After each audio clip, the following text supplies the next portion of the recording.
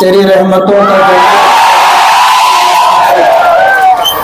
मुझे भीख मिल रही है, मेरा काम चल रहा है। तेरे नाम का वजीफा मेरी जिंदगी का हासिल, तेरे नाम की बदौलत मेरा काम चल रहा है। आज के इस इंतखाबी जलसे आम के सदर मोहतरम जमील सेठ जरवाला साहब, इलाके की मारूफ शख्सियत हमारे सरपरस्त अलहाज अब्दुल अजीज मुकादम साहब, हमारे सियासी सरपरस्त अलहाज यूनुस ईसा साहब, तमाम कारपोरेटर हजरात, हाजिरीन मजलिस और दूर दराज से सुनने वाली घरों में बैठी मेरी बापर्दा माएँ और बहनें,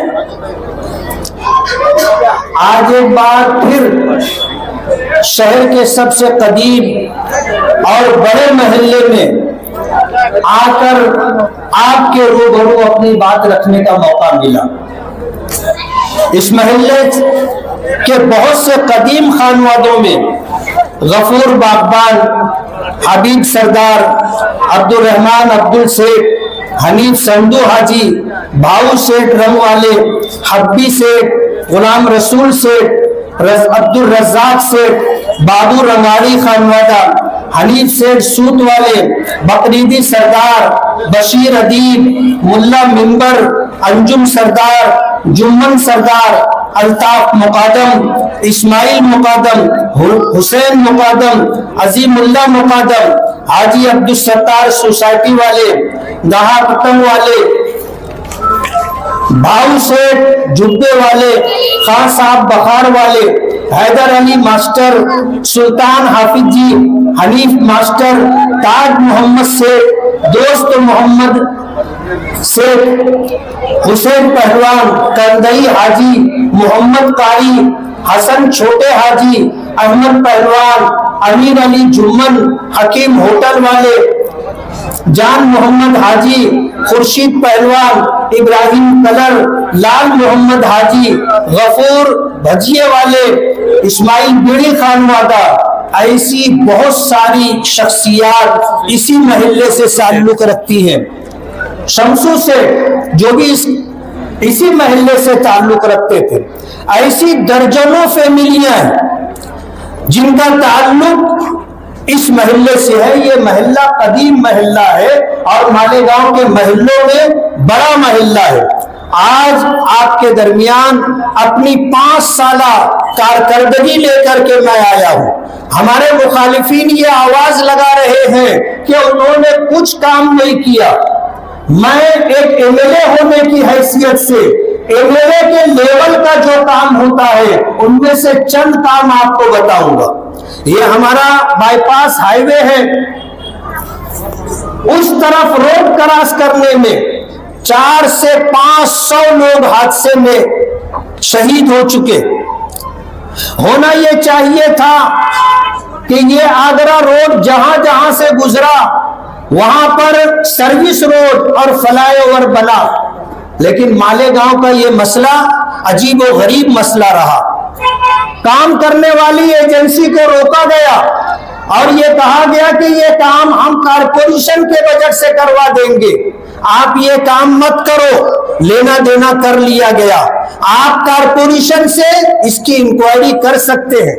मैं आपसे पूछना चाहता हूं कि आपकी इस हरकत की वजह से अगर 400 से 500 लोग शहीद हुए, माजूर हुए, लोगों के खानदान उजड़ गए, हमारी बहनें बेवा हो गई, हमारे बच्चे यतीम हो गए, इसका जिम्मेदार कौन? आप हैं। और इस दुनिया में अगर किसी अदालत में आपका मुकदमा नहीं पहुंचा तो आप बेफिक्र ना हो, एक आखिरी अदालत बाकी है, वहां तो आपको हिसाब व किताब देना ही होगा और आप इससे बच नहीं सकेंगे।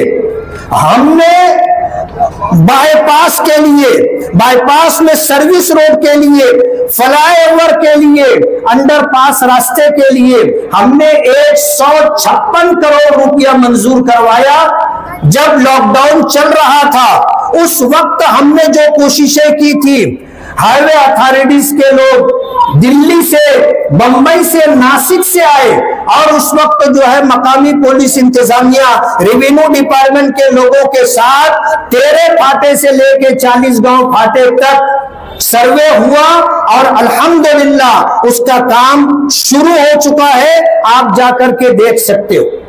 दूसरा बड़ा काम, मालेगांव एक ऐसा शहर है कि इसे अल्हम्दुलिल्लाह पीने वाली पानी की तकलीफ नहीं है। अलहाज शब्बीर हाजी और हमारे हारून अंसारी, इन लोगों की कोशिशों से जो तलवाड़ा डैम बना था और चनकापुर डैम से जो पानी यहाँ आता था, उस पानी के जरिए एक वक्त था कि मालेगांव को 2 वक्त पानी मिलता था, सुबह और शाम, फिर 1 दिन पानी मिलता रहा और अभी 3 दिन, अब 2 दिन। हमारी कोशिश यह है कि 1 दिन नागे से पानी मालेगांव के लोगों को मिलना चाहिए जैसे मिल रहा था। और इंशाअल्लाह आप देखोगे इलेक्शन से पहले हम 1 दिन नागे से पानी आए, ये काम हम करवा देंगे। तीसरा बड़ा काम, केंद्र सरकार से हमने अपने सिविल हॉस्पिटल के अहाते में 40 बेड का एक महिला बाल रुग्णालय मंजूर करवाया था। आउटर के एमएलए इक्तदार में थे, ये हॉस्पिटल उठाकर सटाना रोड पर लेकर चले गए। हमने कोशिश की, हमने शिकायत की और इंसाफ की दुहाई दी, तो महाविकास अघाड़ी सरकार में हेल्थ मिनिस्टर राजेश टोपे साहब ने कहा हम आपको दूसरा हॉस्पिटल दे देंगे, आप इस तरह जो है लेटर बना करके लाएं। उनकी गाइडलाइन पर हमने लेटर दिया और अल्हम्दुलिल्लाह 100 बेड का हॉस्पिटल मंजूर हो गया है, जिसके लिए 75 करोड़ 99,51,259 रुपए मंजूर हुए। चौथा काम, किला के रहने वाले, गालिब नगर के रहने वाले और इस्लामाबाद, रसूलपुरा, मोतीपुरा के रहने वाले जो घरों में बंटवारे के बाद या मकान की तंगी की वजह से नए इलाके में जाने के लिए सोचे, तो उन्होंने बागे महमूद का इंतखाब किया। वहां पर हजरत मौलाना अब्दुल हमीद नुमानी रहमतुल्लाह अलैह के नाम से जो पुलिया बनाई गई, वो उनकी एक तरह से तौहीन और अपमान था। हमने अल्हम्दुलिल्लाह 5 करोड़ 76 लाख रुपया नुमानी पुल के लिए मंजूर करवाया और टीकम लग चुका है और इंशाअल्लाह नदी में पानी थोड़ा कम हो तो इंशाअल्लाह वो काम भी शुरू हो जाएगा।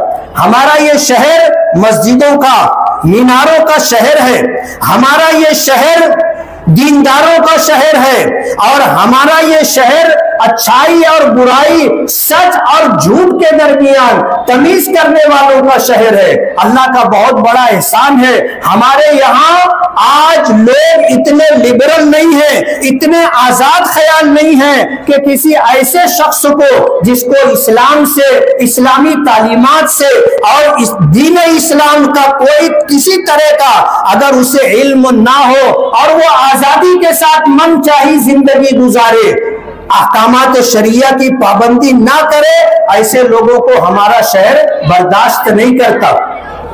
आज इस मौके पर मैं आपके दरमियान उन छोटे कामों को जिसका करना कारपोरेशन की जिम्मेदारी है, हमने उन कामों का कोई तस्करा नहीं किया। हम आपको बताना चाहते हैं कि आसिफ शेख साहब बार बार ये कहते हैं गिड़गिड़ा करके कि एक बार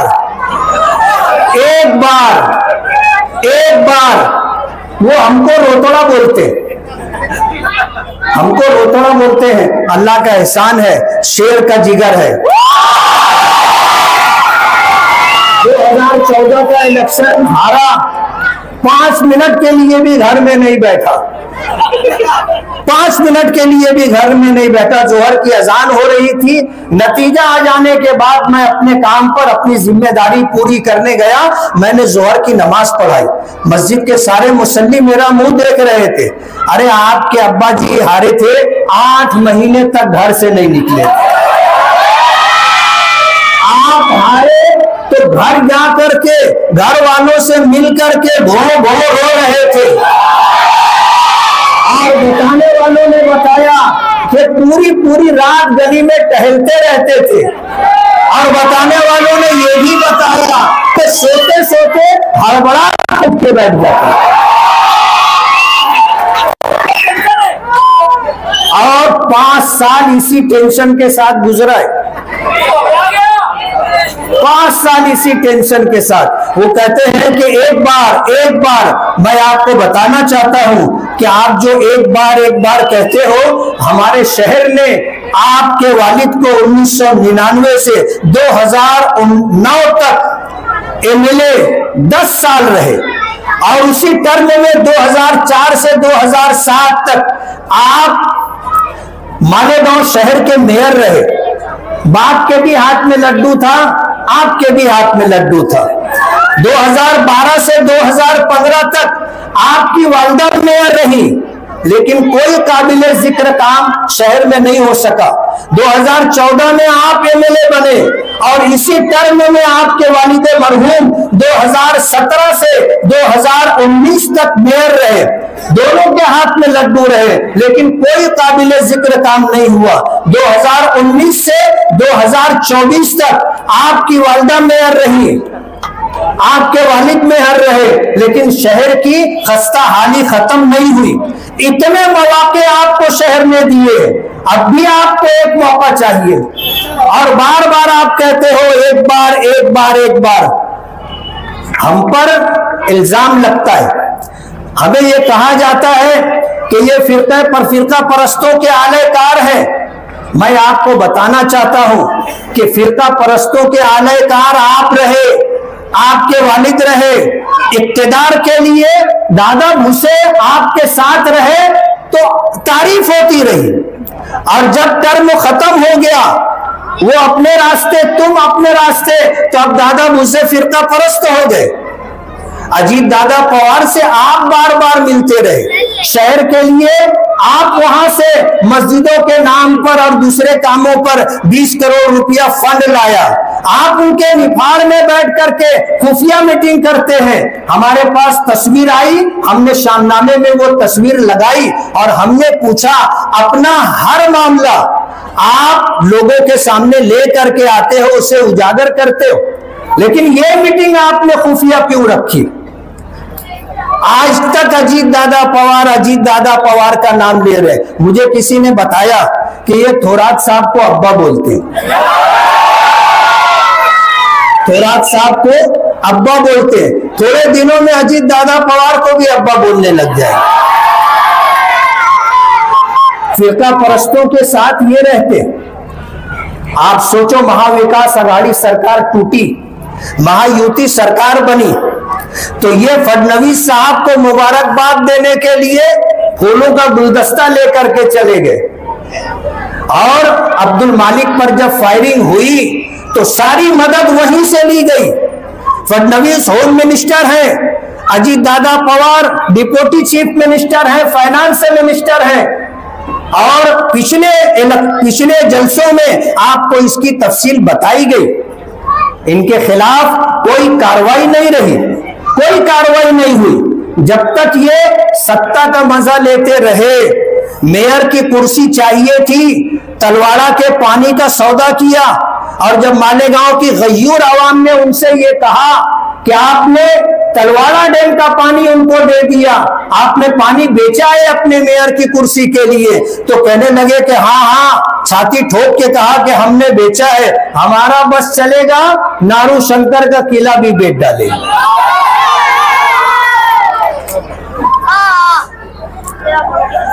ये शहर अल्हम्दुलिल्लाह पावरलूम सिटी है, और सबसे पहला पावरलूम इस्लामपुरे में लगा था। सबसे पहला पावरलूम इस्लामपुरे में लगा, और एक दीनी इदारा हनफिया सुन्निया 1923 में इसी महल्ले के अंदर बना, जहां से पढ़कर जाने वाले बच्चे मालेगांव और कोर्बो जवार में दीन की खिदमत करते रहे। जब ये इदारे की इमारत तंग होने लगी तो नया इदारा 2004 में बस्ती के बाहर बड़ी जमीन लेकर के बनाया गया और आज भी अल्हम्दुलिल्लाह जारी और सारी है। जब ये हनफिया सुन्निया मदरसा बन रहा था तो हमारी माँ और बहनों ने अपने हाथों की चूड़ियां, अपनी अंगूठियां, अपने कानों की बालियां इस मदरसे की तामीर में दी थी। हमारा ये शहर पहला पावर लूम यहां लगा था। आज अल्हम्दुलिल्लाह एक बड़ी अच्छी खासी तादाद में पावर लूम यहां चलता है। ये जब तक इक्तदार में रहे कभी इन्होंने सनत का कोई भला नहीं किया, बल्कि हद कर दी कि जब सिविल हॉस्पिटल के इफ्तिताह के मौके पर सोनिया गांधी आई तो उनको ये बताया गया कि पावर लूम की वजह से 35% लोग इस शहर में बहरे हो गए। इस शहर की सनत को उजाड़ने की साजिश की जा रही थी। अल्लाह जज़ाए खैर दे। अलहाज अब्दुल अजीज मुकादम जैसे लोग, अलहाज यूसुफ इलियास जैसे लोग जो इस सनत के लिए मुसलसल जद्दोजहद और मुसलसल कोशिश कर रहे हैं सनत को नुकसान पहुंचाने के लिए। अगर आपको याद होगा तो मैं आपको बता दूं कि 2014 से 2019 तक जब तक ये यहां पर एमएलए रहे, साइजिंग वालों के पीछे मुसीबत लगी रही।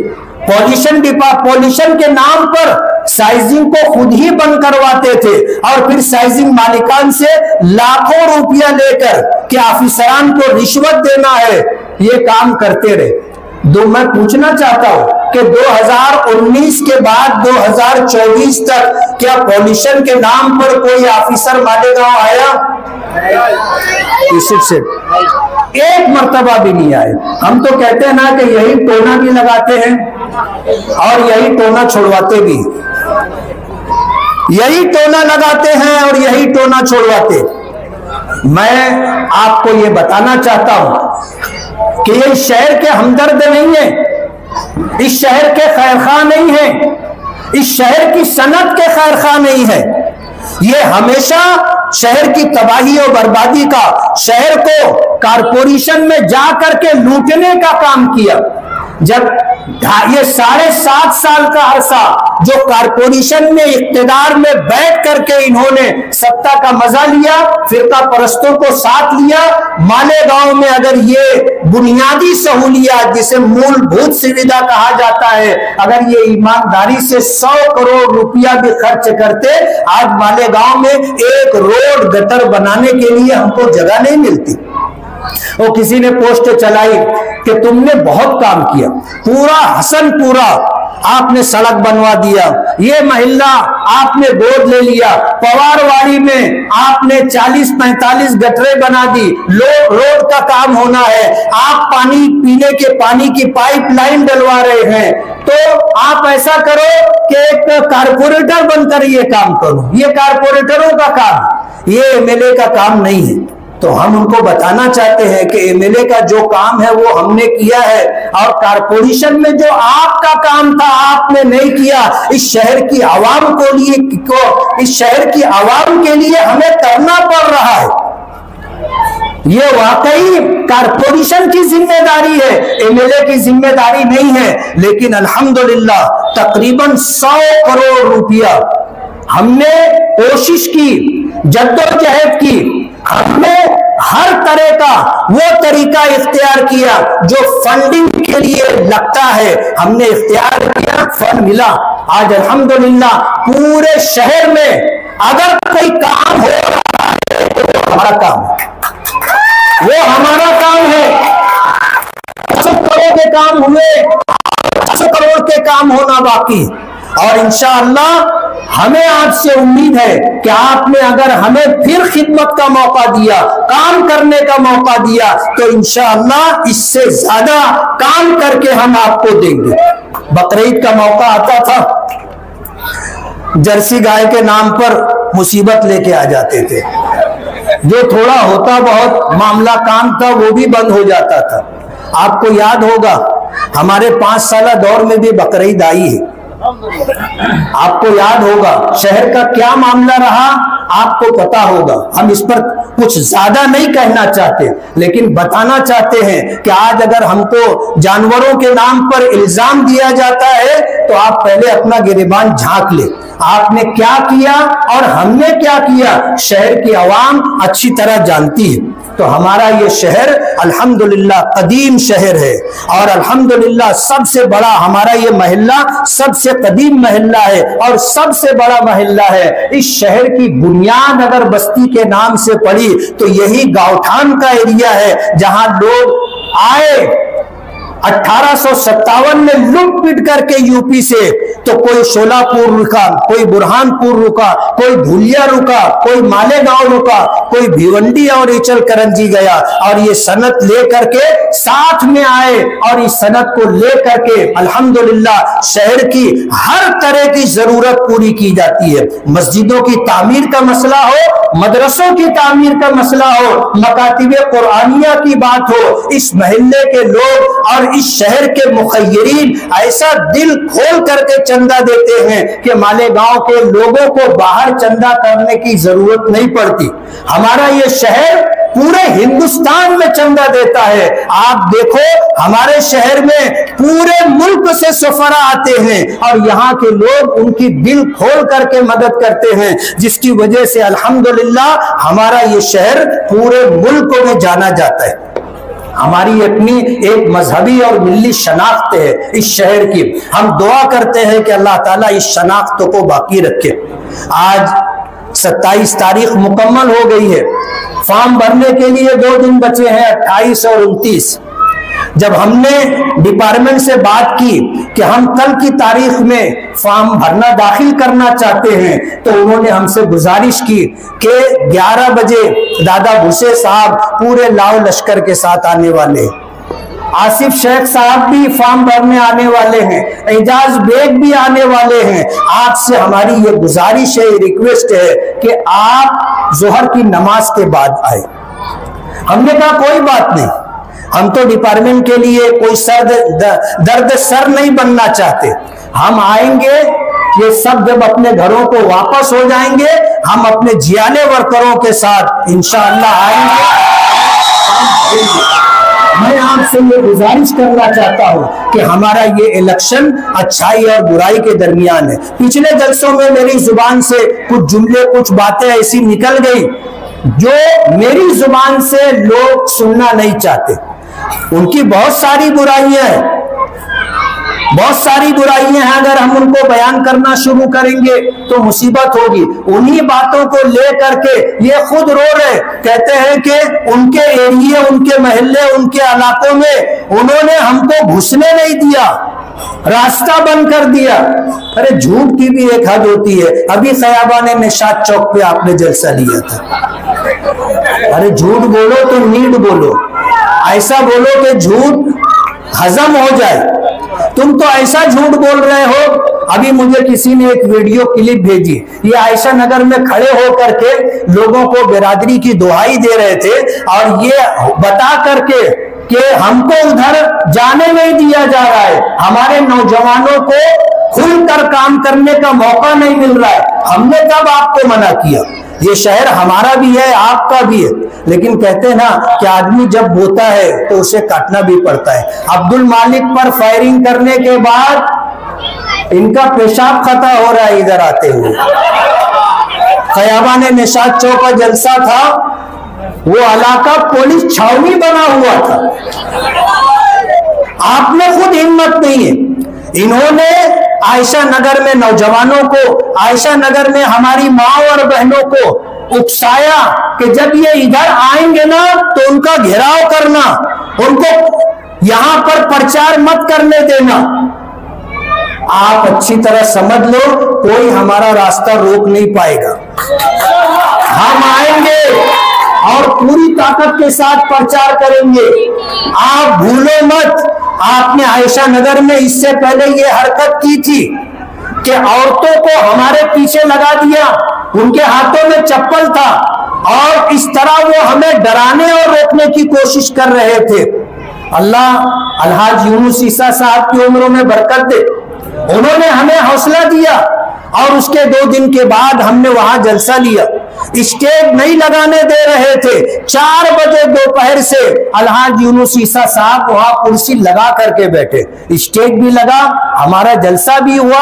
हमने अपनी उन माँ और बहनों को जो चप्पल लेकर के हमारा घेराव करना चाहती थी, हमने उनको दिल से माफ किया। आज वो सब उनसे दुखी। मेरे पास वक्त नहीं है, वरना मैं आपको बताता, और इंशाअल्लाह वो सब हमारा काम करेंगी और हमें उस इलाके से भरपूर वोट मिलेगी। और जब पेटी खुलना शुरू होगी 23 नवंबर को, तो 2019 में जैसे निकल करके आप लोग भाग रहे थे, फिर इंशाअल्लाह आपको मैं आपसे गुजारिश करता हूं, खास तौर पर अपनी माओ और बहनों से, कि 20 नवंबर को वोटिंग है। आप सुबह के अव्वलीन वक्त में नमाज पढ़कर दुआ करके आप वोट देने के लिए निकले। उस वक्त ये हंगामा करने वाले, माहौल खराब करने वाले, दादागिरी गुंडागर्दी करने वाले सब सोए पड़े रहते हैं। आप अव्वल वक्त में जा करके वोट दे दें। मेरा निशान है पतंग। आज पूरे मुल्क में अगर कोई मुसलमानों के लिए, उनके हुकूक के लिए, अक़लियतों के हुकूक के लिए आवाज उठाता है, तो वो मजलिस इत्तेहादुल मुस्लिमीन के कौमी सदर बैरिस्टर असदुद्दीन ओवैसी साहब हैं। आप पतंग को वोट दे करके मुझे खिदमत का मौका दे, पतंग को वोट दे करके बैरिस्टर असदुद्दीन ओवैसी साहब को तक़वियत पहुंचाए, ताकि उनकी बातों में दम रहे और हाउस के अंदर वो अक़लियतों के लिए, मुसलमानों के हुकूक के लिए लड़े। व आखिरु दावाना अनिल हम्दुलिल्लाहि रब्बिल आलमीन।